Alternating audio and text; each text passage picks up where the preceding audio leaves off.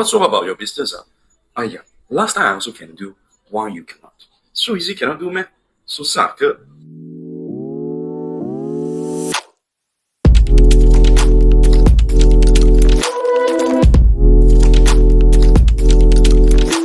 Hello, dear audience. Season 2, Catch the Podcast, Susah ke?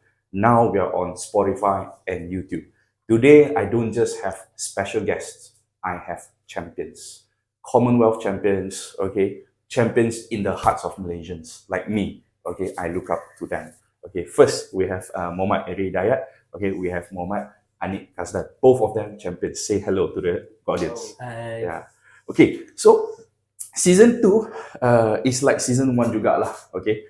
We have 5 segments, except that this time the segments is more to knowing about you guys, okay? Kita nak kenal lah tentang you guys, okay? Tentang why you guys do this, susah ke, whether future tu bagus ke tak bagus for this sports, okay? So let's start with Eric. Tell us about yourself. Kenapa latar belakang you? Kenapa you start sport ni? Okay, saya nama penuh saya Muhammad Eri Hidayat bin Muhammad Hidayat. Yes. Saya atlet angkat berat Malaysia, kategori 73 kg. Dan saya anak daripada legenda sukan angkat berat, Hidayat Hamidun. Juga pemenang peringkat Commonwealth 1998.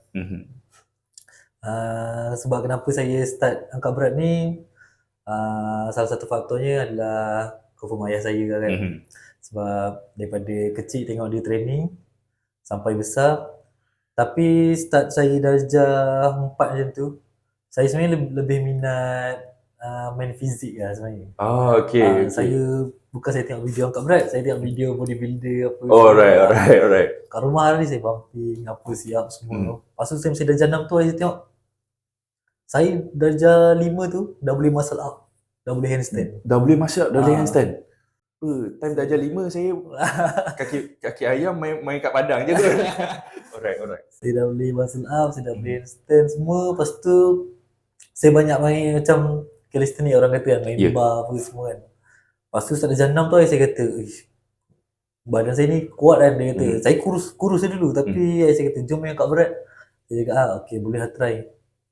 Saya try training kat Bukit Jalil, tempat ayah saya dulu kan coach national kan.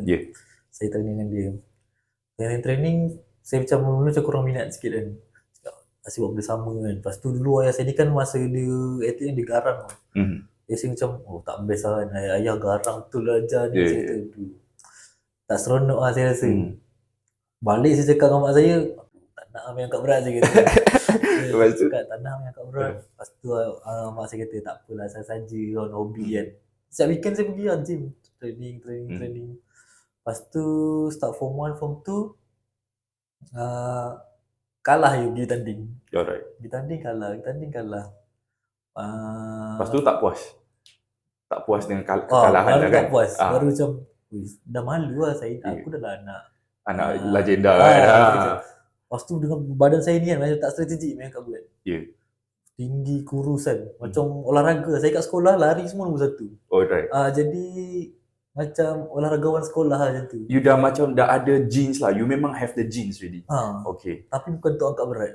Tak spesifik badan saya untuk angkat berat. Untuk lari, sprinter apa semua saya pro. Lepas tu start form 4 tu ada Sukma. Sukma Perlis. Alright. Saya main kategori 50 tentu, 52 kg. Alright. Saya kalah. Alright. Lepas tu saya dapat nombor 4. Lepas tu sejak tu saya berazam lah. Alright. Saya nak naik kategori, nak besarkan badan kan. Saya naik 69 terus. Alright. Saya naik 69, pergi Sumar Sarawak. Wait, jap, 52 kg to 69. To 69. Okay. Alright. Lepas tu saya main Sumar Sarawak lagi 2 tahun, 2016 kan. Sejak tu saya dapat nombor 1. Alright. Saya training lah, saya fokus training, pergi sekolah, balik sekolah, training sampai malam. Petang sampai malam. Eri sekolah mana dulu? MSN juga? Dulu saya mula-mula sekolah dekat SMK Barang Tasik Selatan. Okay, BTS. Alright. Barang Tasik Selatan. Lepas tu training kat Sungai Besi, dekat lah. Okay. Start, saya dah menang Sumar Sarawak tu. Saya dapat panggilan pergi MSN lah. Alright. Macam tu saya main Youth Commonwealth. Alright. Youth Commonwealth bawah 17 tahun lah. And champion. Tentu Yes. lah. Start tu lah saya wakil Malaysia. Faham. So kalau saya kan, saya nak tahu kan, Hmm. peranan your father punya role dalam you punya success lah today, peranan dia besar tak? Ya saya peranan dia sangat besar sebab saya punya foundation semua daripada dia. Daripada dia. Jadi coach-coach lain ni dah senang lah. Diorang tengok badan saya ni kan, Erin tak boleh pergi jauh. Lagi satu, saya punya, kalau orang yang kenal so angkat berat kan, terkenal lah Erin ni strength tak kuat. Alright. Kenal kaki Erin tak kuat dia kata. Alright. Sebab saya ni tinggi, panjang semua, Yeah. kaki tak kuat, apa semua. Tapi saya punya angkatan snatch clean and jerk tu lebih daripada diorang. Sebab sebab foundation ayah saya ni lah. Alright. Teknik ayah saya turunkan kat saya ni. Ni tak adil tau sebenarnya. It's not fair because you dah ada gene. Dia genetik dia dah ada kan. Tak adil. Okay, tak apa. Understood. Okay. Great. So you punya the start, why you start this sport is because of your father. You nampak your father doing it lah. Okay. Tapi along the way, saya nak satu question lah kan, satu soalan nak tanya. Along the way, you ada tak rasa your father macam paksa? Do you feel that way? That your father macam paksa nak take over, nak mewariskan dia punya sukses? Ada tak?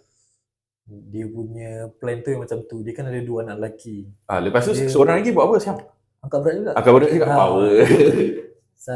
Dia kalau boleh dua-dua ni dia nak main angkat berat. Tapi memang jadi lah sekarang ni, dua-dua ni main angkat berat. Alright. Tapi masa mula-mula tu saya nak. Lepas tu lama-lama saya macam ayah saya tu push lah. Dah tu ada juga rasa terpaksa kan. Sebab dia push tau. Dia push cakap, ayah dulu masa umur ni dah angkat ni apa semua. Saya macam pressure lah. Dia kata. Sebab memang genetik. Tapi kalau tak usaha, tak boleh juga kan. Faham. And for the dear audience, Aries' achievement was silver medal in 73 kg category in the year 2022 Commonwealth Games in Birmingham. Betul. And not everyone can achieve that though. Okay. So along the names are like Dato' Vira Lee Chong Wei, diorang achieve Commonwealth Games punya role. So you guys setanding lah bagi saya, dalam hati saya lah. Okay, Ari, thank you very much for the introduction. Let's get to Anik Kasdan. Okay, Anik, tadi before I came into this podcast kan, saya tengok video lah kan, pagi ni saya tengok video both of you. Saya memang nampak Anik suka jerit sebelum naik pentas. Boleh tak saya tanya kenapa? Salah satu sebab dia macam hilangkan nervous. Sebab macam kita takut lah kalau kita jerit all out kan dia macam hilang kan. Ya. Lepas tu kita kembali tenang lah. Ya betul, sebab saya nampak memang suka like jerit before nak clean and jerk ke snatch ke kan. Memang nampak tu. Okay, let me ask the question. So Anik from Johor, okay, gold medal in 55 kg 2022 Birmingham Commonwealth Games. Betul. And then pemenang pingat perak 55 kg juga in Uzbekistan, age 19. So why did you start this sport? Kenapa start bermula dalam angkat berat ni? Startnya sebenarnya sebelum ni saya sport transfer. Alright. Daripada sukan hoki. Sukan hoki masuk angkat berat? Kenapa tu? Okay, saya nak tahu kenapa. Saya main hoki dari start umur darjah 5 lah. Alright. Darjah 5 sampai umur 15. Saya pun dah masuk sport school apa semua kan. Ya. Tapi sebab hoki ni sukan berpasukan. Ya. Jadi coach dia ada favourite player dia lah. Biasa. Lah, Yes, biasa. Jadi saya pun macam tak masa depan ni. Abang saya pun main kat berat juga. Alright. Dia start dulu wakil Johor. Lepas tu saya balik macam cuti sekolah kan. Saya ikut ada training. Alright. Lepas tu coach saya sebelum ni Pak Yun tu. Okay. Dia nampak potensi lah. Dia ajak saya Alright. training kan. Saya pun fikir bagus juga ni sebab nak lari pada asrama kan. Ya, Kat betul. luar asrama dah puasa. Ya. Start situ lah. Alright. Start situ memang dah dedikasi tu memang dah dalam angkat berat je lah. nak cuba dulu lah. So the first was to try, and then it's more to dah selepas cuba hari-hari nak Dia mula macam iri juga lah sebab macam fizik kan. fizik lah. Okay. Lepas tu terus coach tu bawa pergi Camp Sukma. Saya ingat Camp Sukma. Start di situ saya macam training lah hari-hari yang ikut jadual dia orang apa semua. Lepas tu saya training setahun. Lepas tu Sukma Perak 2018 tu saya dapat Perak. Alright. Faham. Then from then on gerak macam tu je lah. Naik macam tu je lah. Masa saya main hoki tu saya dah kena torture fizikal semua kan. Torture physical as in like macam kena ragging, kena bully lah. Bukan ke training dia? Training dia lah. Kan fitness kena kau-kau. Ya betul. Tapi saya nak tanya, angkat berat physically tak? Angkat setiap kali training is more to angkat je lah. Dia tak banyak lari-lari ke, tak ada kan? Okey lah kalau macam tu. Tapi sebenarnya dia rasa macam lari juga. Ya betul. After the training rasa macam lari juga. Betul. Okey, faham. Okay, so lepas Sukma memang both you guys memang dah set lah. Okay, ini career saya. Saya memang nak berjaya dalam career ni je. Tak ada career lain, tak ada sukan lain dah. Memang macam tu lah dia punya feeling. Sebab dah start shock kan. Ya betul. Pergi game menang. Lepas tu ramai yang support. Dia pun support kan. Saya pun pelajar pun suam-suam suku kalau kat kelas tu kalau nombor 1, 2 tu kan. Betul. Sekali saya tu. Relax, saya pun macam tu dulu. Betul. Saya pun macam tu sebab saya suka main bola. Dulu wakil KL kat sekolah lah kan. Time tu rasa okey. Ada masuk kelas pun tidur je. Tidur ataupun ponteng. Ponteng. Macam tu je lah. Okey, faham. Yang tu bukan masalah. Yang tu saya rasa sebahagian daripada para orang yang buat sukan ni, orang-orang buat sukan ni memang ada masalah ni. Betul. And it's not a problem sebab you guys wakil negara, you guys memang korbankan diri untuk wakil negara ni. Tak senang ni, benda ni tak senang. Okay. So, second segment done. Kita dah tahu latar belakang. Kita dah tahu you guys are champions. Kita dah tahu kenapa start. Okay, kita masuk segmen ketiga. We go into the third segment. Third segment usually is the best case for us. For the people who listen and watch, they will also know benda ni penting sangat. Okay, saya start dengan Anik dulu, since Anik dah macam tu kan. Segmen ketiga, what's so hard about this career? Apa yang susah sangat? Ataupun dalam bahasa mamak lah kita panggil, susah ke angkat berat ni? Dia macam apa cakap tadi kan, senang je kan. Saya pun fikir macam tu juga. Ya betul, because in the eyes of the general public, nampak macam senang je, naik, okay, tolak, macam tu, settle, lepas tu drop, balik rumah, macam tu je kan. That's what we feel. So, I want to know from you two, apa yang susah sangat about this thing? Dia sebenarnya nak dapatkan teknik tu. Teknik. Macam, kita memang belajar teknik sehari je kan. Tapi, teknik tu nak sebati dengan diri kita. Ya betul, faham. Dia, maksud dia bukan dari segi fizikal je. Dia dari segi dari segi mental dengan fizikal lah dulu. Okay. So, alright, boleh. So, teknik first. Lepas tu, apa yang susah? Nak cari strength apa semua sebab training kena bertahun-tahun baru boleh buat perfect lah. Tak perfect jugalah. Tapi boleh strength tu boleh lagi kuat lah. Okay. Tapi setiap kali, dia punya tahap kekuatan is like, hari ni saya buat 180. Besok boleh tak 185? Ke seminggu lepas tu baru 185 ataupun sebulan 185. After that, macam mana nak break barrier tu? Yang ceiling tu dah kat situ kan? Macam mana nak break? You guys macam mana? Selalunya kalau macam baru-baru training kan, tiap minggu memang akan break record lah. Sebab dia tengah naik kan. Ya. Jadi dia akan sampai satu tahap tu dia mendata. Dia mendata je lah, straight je. Sebab macam dah limit kan. Kat situ, selalu coach akan buka program lah, ada olah lagi program kan. Apa yang mana nak naik lagi apa semua. Kat situ lah. Dalam Anik punya case, setiap kali kalau let's say sampai 180, I want to up level 190 kan. Dia punya training program tukar macam mana? More intensive Ataupun macam mana? Dia nak cakap mau intensif pun tak juga. Okay. Dia lebih kepada tengok apa yang betul-betul kita lemah kan. Kat situ dia touch up balik apa semua.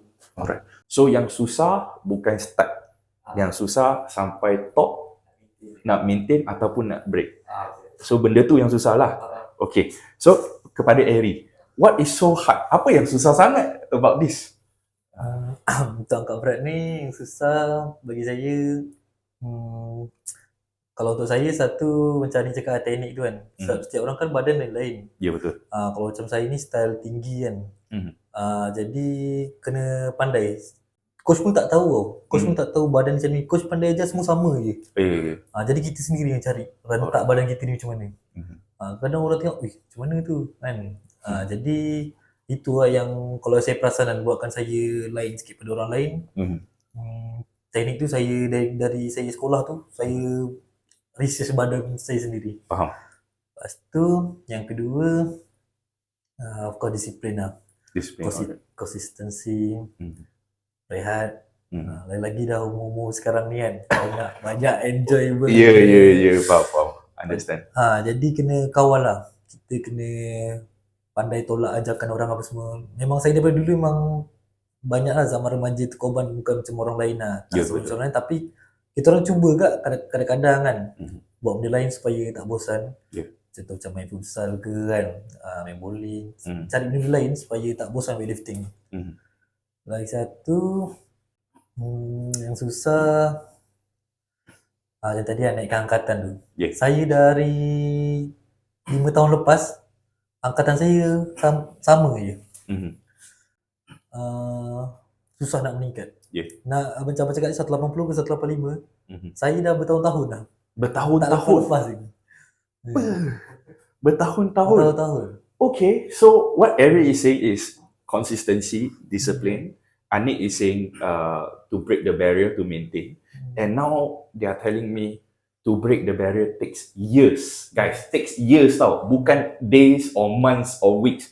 Years. So bertahun-tahun dekat situ je. Kat situ je. And then how do you plan?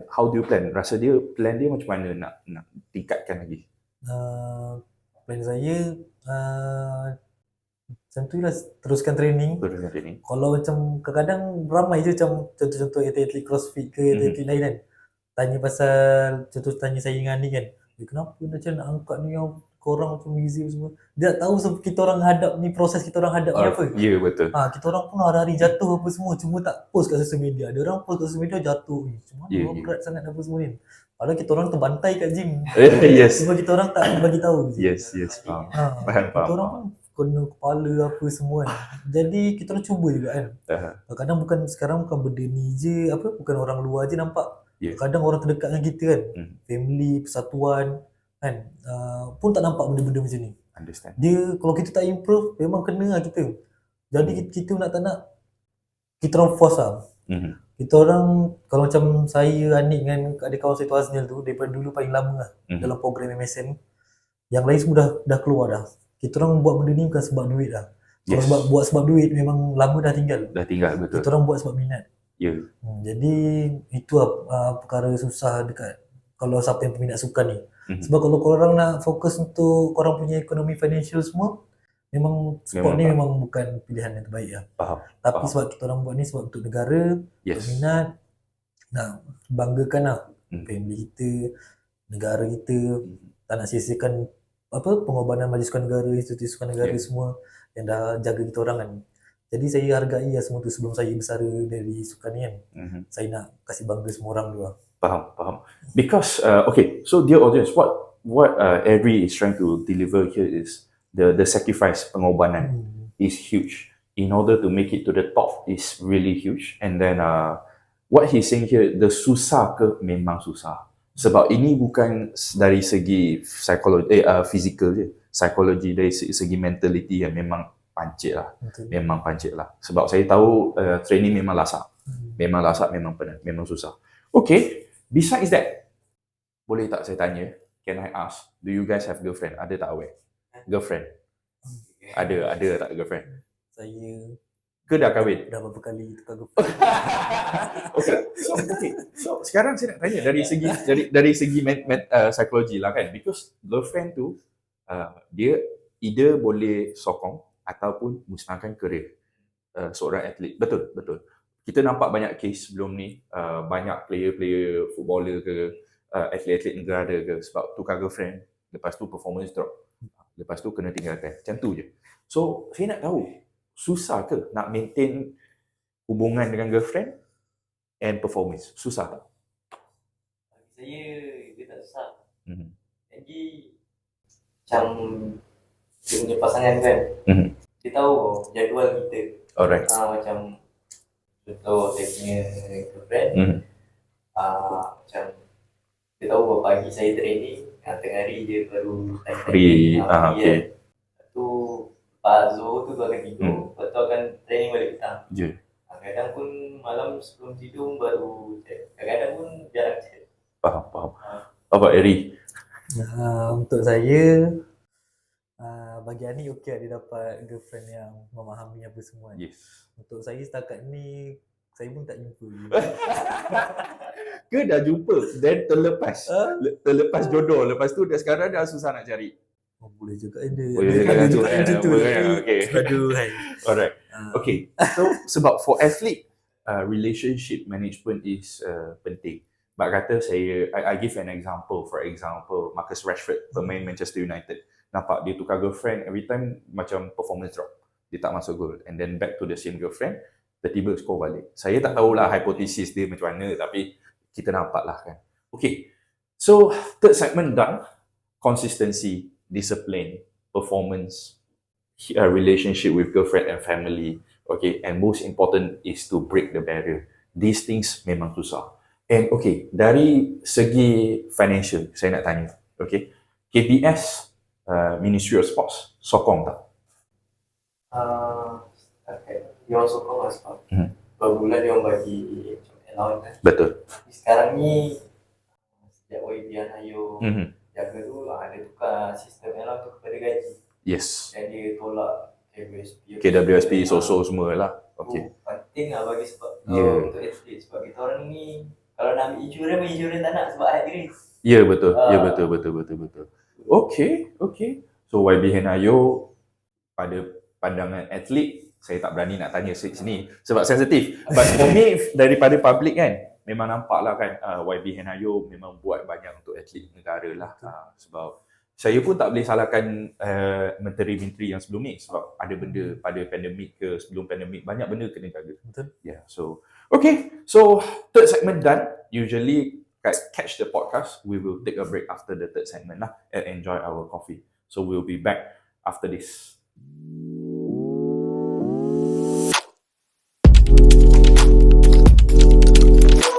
Okay, dear audience, we had a very long break. Very long break. Reason being is because I was talking to Eri and Anik about the fun times being in MSN, which we can't disclose too much. So let's get back straight into work. Okay, dah tahu susah. We already know it's hard. Fourth segment, we want to know what is your point of view, apakah pandangan anda tentang masa depan career ataupun industri angkat berat ni. Okay, what is their take? Okay, what are their take on the weightlifting industry for the future? So let's start with Eddie. Okay, untuk industri angkat berat ni, sekarang pun dah nampak mulai bagus lah. Disebabkan satu ada MSN dan KBS yang selalu support kan dengan sistem-sistem baru diorang sekarang. Lepas tu di Persatuan Angkat Berat pun semakin bagus. Cuma sekarang kita orang tak ada pelapis bawah. Alright. Dalam program Majlis Sukan Negara, kita 3 orang yang tinggal. 3 orang yang tinggal? Okay, 3 guys left in the whole program and there are no next generation to take over. Okay. Macam tahun lepas, saya kena slip disc. Tak ada seorang berganti saya. Jadi diorang 2 lah pergi. Azli dengan Anik. Jadi saya terpaksa duduk je kat asrama tu sebab untuk recovery kan. Yep. Jadi tu salah satu plan yang tak bagus lah dari persatuan sebab kita kena ada pelapis kan. Lagi satu kita orang pun training sunyi apa semua kan. Yes. Motivation tak Kurang berapa. Tapi when you cakap about pelapis, about the next generation, persatuan tak dapat cari ke diorang tak cari? Diorang cari. Cari. Tapi sebab angkat berat ni, isu doping ni terlalu banyak. Alright. Jadi pernah tu setahun 6 orang sangkut doping. Doping. Okay, so the problem now in this industry is doping test lah. Okay, faham. Jadi pihak MSN, pihak persatuan semua dah tak trust dah negeri-negeri yang dekat luar daripada program ni. Takut ada orang nak ambil. Jadi diorang kena saring tu betul. Macam Understood. setiap pertandingan kena test. lah. Jadi yang kita orang tiga ni daripada dulu saya dengan MSN. Jadi mungkin diorang percaya yang kita orang tiga orang ni sebab tak ada sejarah-sejarah Doping lah. Jadi saya faham juga persatuan buat macam tu sebab nak bagi amaran kat diorang kan. Ya. Jadi kita orang pun terima lah sunyi pun dekat majlis negara. Tapi tak, saya nak tanya, industri ni, sport ni, angkat berat ni, weightlifting, saiz dia semakin kecil ke you rasa semakin besar?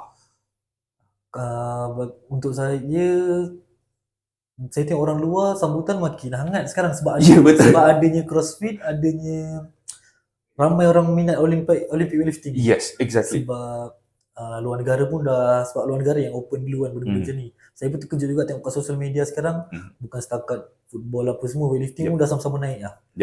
Cuma Malaysia ni orang mulai dengan CrossFit apa semua, baru saya pun terkejut lah macam dekat saya punya social media kan, dah start ramai orang follow, tanya pasal benda-benda macam ni. Saya kata, ramai juga minat kan. Yes. Tapi tu lah sebab, jadi semua orang yang tanya-tanya saya ni, saya campak kat ayah saya. Ayah saya yang coach juga. Saya masih atlet, saya tak ada masa lagi kan nak ajar orang apa semua. Jadi saya rasa dalam masa ke depan ni mungkin industri weightlifting kita ni akan naik, akan bagus lah, akan boleh bersaing kat orang-orang tu. Mungkin saya ni tak hebat macam atlet-atlet lain. Mungkin saya harap lepas ni adik-adik lagi lepas ni boleh bersaing lah dengan atlet world champ lain. Buat masa sekarang ni pun kita dah nampak adik kan dah boleh bagi saingan kat negara China, Indonesia semua. Jadi kita dah nampak improvement kat situ. So what Ari is trying to say is the problem with the industry is getting the next people in Malaysia, but he sees it as a market that is growing, and it's great because as the market is growing, there are more people playing these sports, and the future of Malaysia could be better lah. Okay, baik. Okay, how about Anik? Nik rasa industri game ni akan meningkat macam seperti yang Ari katakan? Macam yang kata tu, saya pun rasa ke depannya atau 2-3 tahun lagi akan macam mengembang lagi lah. Sebab sekarang ni banyak dah gym. Ya, betul. Buat Olympic weightlifting kan. Ya, betul. Macam kalau kat KL ni macam Silvi. Yes. Okay, sorry. By the way, Anik bukan sponsor ataupun ambassador untuk gym ni. We say first, Anik is not the ambassador for all these gyms. Okay, alright. Memang saya tengok KL ni macam crowd dia kan, dia punya community angkat berat ni dah start nak mengembang lah. And one thing, sorry, saya nak sokong pandangan ni tau. Sebab kenapa? Because now all the new gyms mesti ada weightlifting platform. Yes. That is why I think the game tengah meningkat. Dia bukan turun, dia tengah meningkat. Okay, betul. Okay, great. So their point of view is industry will grow. The speculation here is the industry will grow, the market will grow. Okay. Second question on this part. You rasa teknologi akan tolong tak mengembangkan industri ni lagi? Sebab for me, I feel weightlifting is something that is technique, strength. Teknologi boleh tak bantu? Let's start with Ani. Sekarang ni teknologi kan makin cantik. Jadi ada satu teknologi tu nama biomekanik. Yes. Dia akan tengok kita balance tak balance, kita punya tarikan tu macam mana semua kan. Sebab sekarang ni kita orang dekat MSN, ISN ada buat biomekanik lah. Alright. Jadi macam yang ada laser yang keluar hati tu. Dia rakam saja. Dia rakam lah. Depan, lepas tu kiri kanan kan. Nanti video tu dia dah dapat, dia buat analisis. Alright. Kita tahu lah kita kat part mana yang kita silap. Coach pun akan bagi tahu apa semua kan. Tu antara teknologi yang saya rasa sekarang ni bagus lah. Kalau dulu memang ikut apa yang coach cakap je. Okay, faham. So teknologi, yes. How about Eri? Rasa teknologi akan tolong tak? Bagi saya teknologi banyak membantu lah. Mhm. Even saya sama dengan Nik lah. Sebab sekarang ni mungkin tiap-tiap dua tak tahu. Jadi kita orang dalam negara ni Mhm. nak share pengalaman kita orang kan. Dapat tahu daripada biomekanik tu kita orang punya kesilapan apa semua dia akan betulkan. Coach pun kadang tak expect. Oh iyalah rupanya sebab kita nampak mata kasar tak nampak pun. Yes. Cuma nampak kaki sengit lah. Mhm. Tiba-tiba macam tersengit sikit lah kan. Jadi bagus lah benda-benda macam tu. Lagi satu mesin-mesin canggih untuk cek masa dengan lemak kita sekarang kan. Mhm. Tu lagi bagus lah. Jadi macam ikut sukan. Ada apa teknologi panggil apa tadi yang masuk X-ray tu? Yang cek lemak tu. In-body. Kat in-body. Bukan in-body. In-body biasa-biasa je. Dia macam MRI tu. Oh, ultrasound.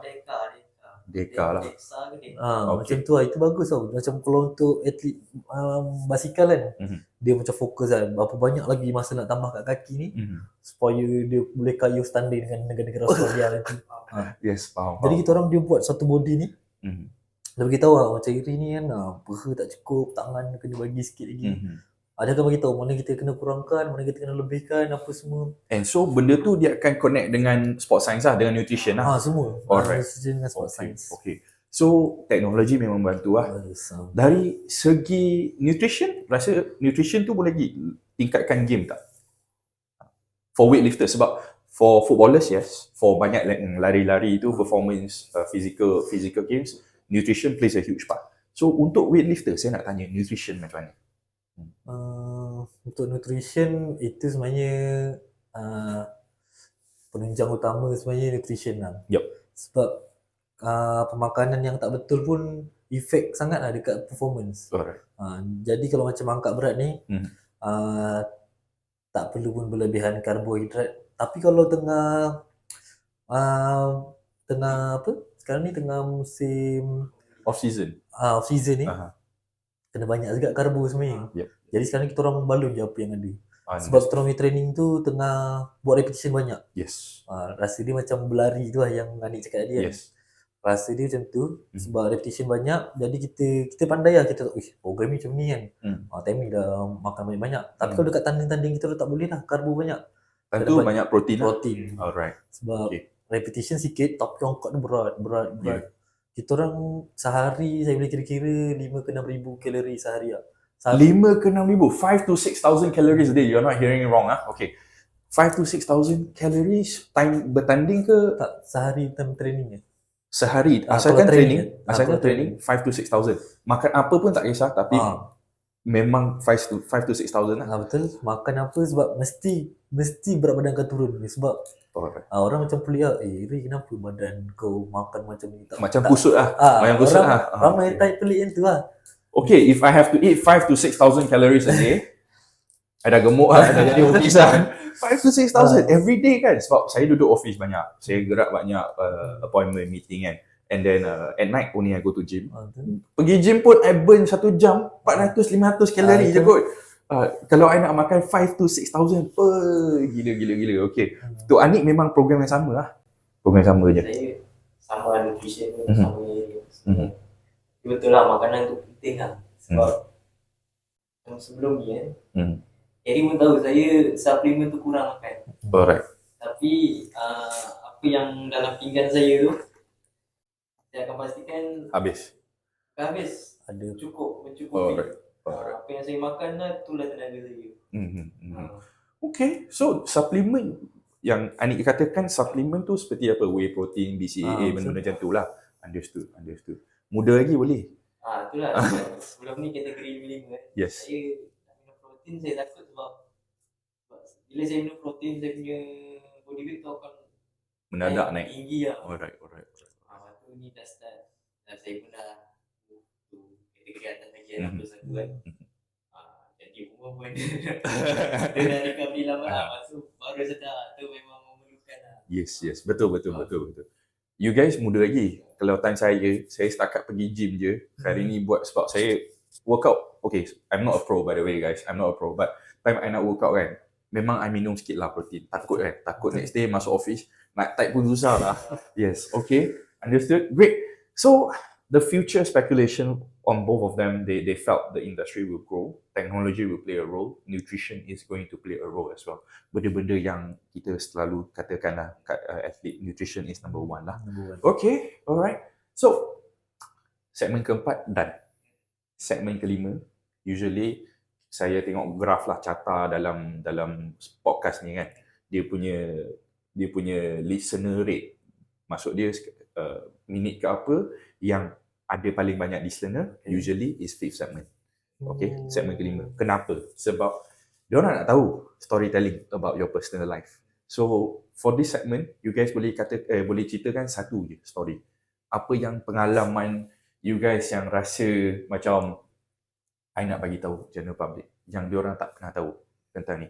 Okay, you guys pernah naik Astro, pernah naik dah banyak news. Okay, dah berita dah banyak dah. Apa cerita yang you boleh bagi tahu melalui podcast ni kepada public about yourself? Okay, let's start with Anik.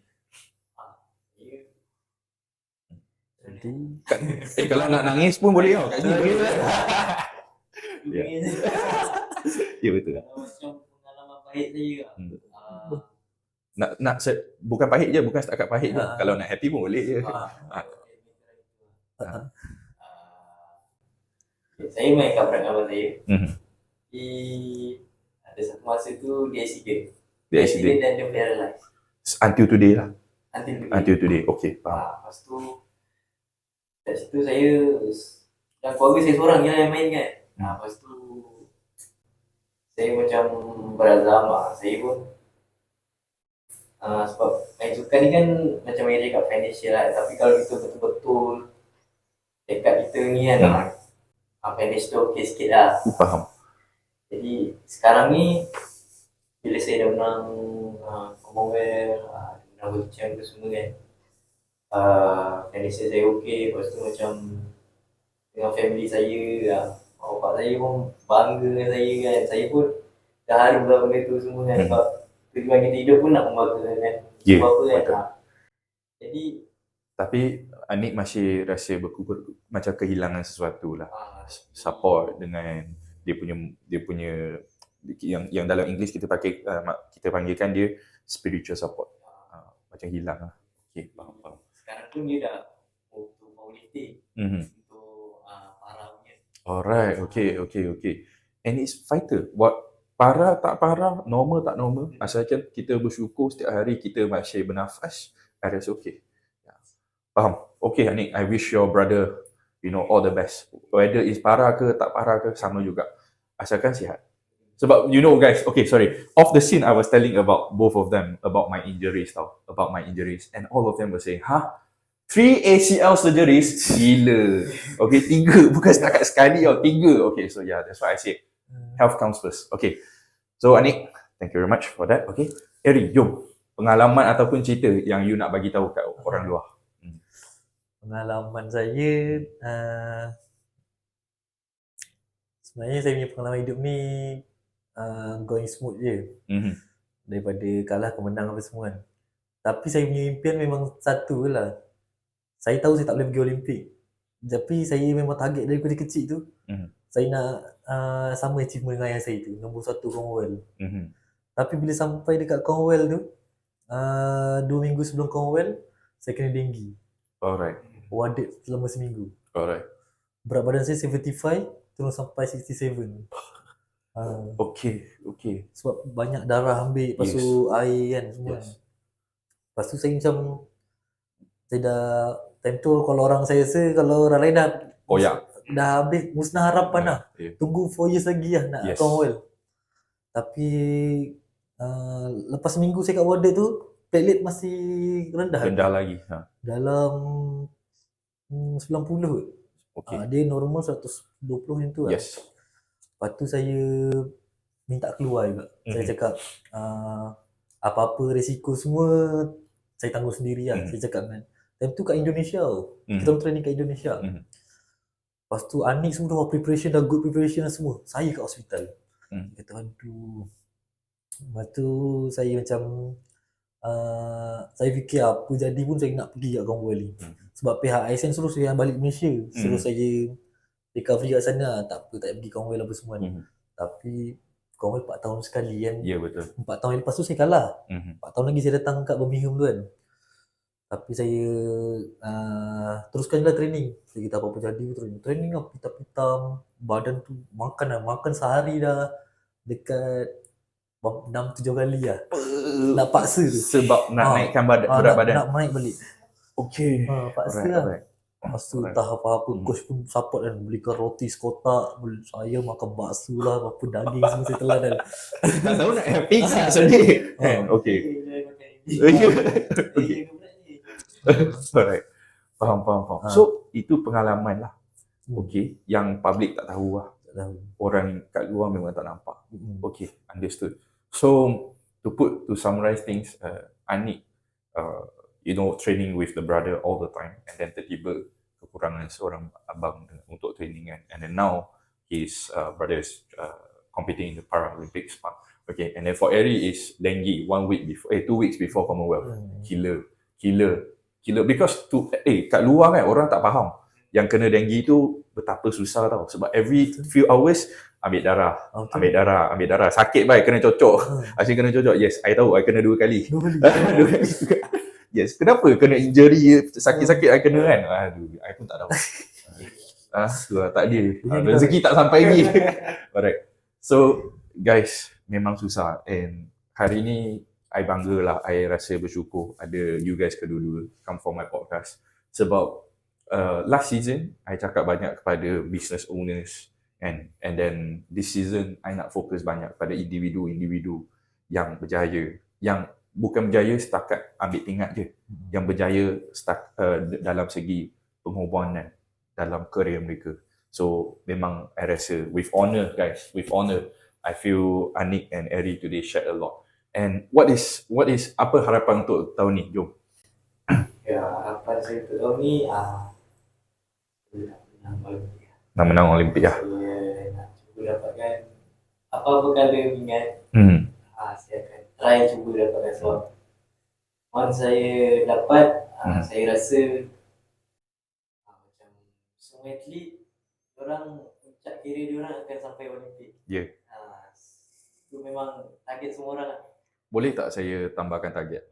Mesti jadikan emas pertama untuk Malaysia. Boleh? Itulah saya pun azam macam tu. Ya, betul.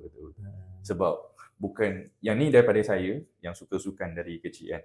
Saya memang harapkan Malaysia dapatkan pingat emas yang pertama lah dari apa sukan pun. And since I'm here, I boleh ada peluang untuk bertemu dan bersembang dengan you guys. I memang harapkan you guys boleh dapatkan pingat emas lah. Okay, baik. For Eri, what is the aim for this year? Okay, harapan saya adalah untuk memenuhi harapan ini. Sparring partner, Ya, betul. tak kisah. As a team, you guys memang as a team. I memang rasa for you guys lah. And guys, for you that is outside, right? You all might think weightlifting is an easy thing, but weightlifting is never easy.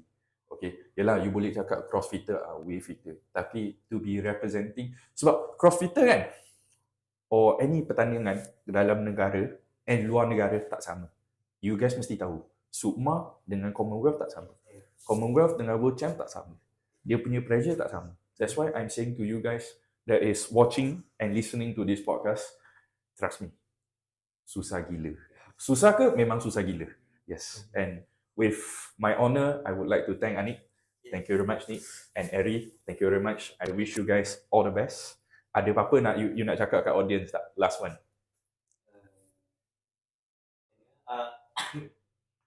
Kena batuk pula.